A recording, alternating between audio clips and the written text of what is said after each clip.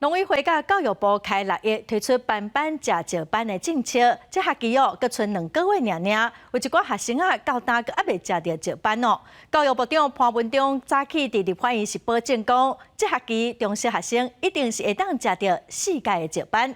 另外，有3间出版社编的国小5年级社会科教科书，伫审议的时阵互退回，要求爱重编的争议。部长嘛强调讲，这是因为教科书无按照课纲编哦，甲去中国化的意识形态完全无关系。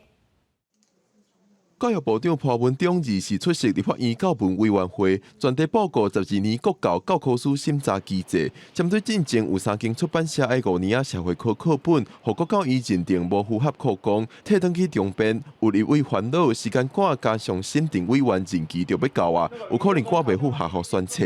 为了要让这个时间确保教科书的品质，也能够让学校及时选到书，所以这次他们可以用。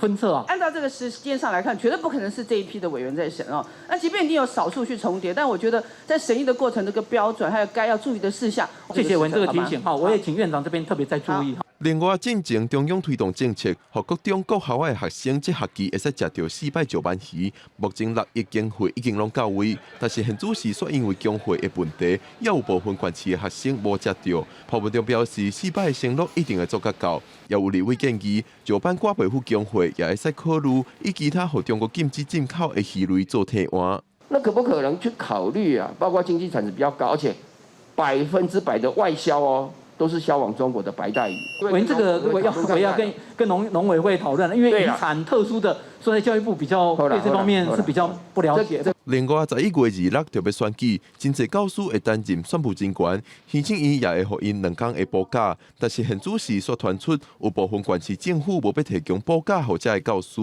潘文忠表示，这个问题会搁去了解，确保教师的权益。记者郭本条随台北报道。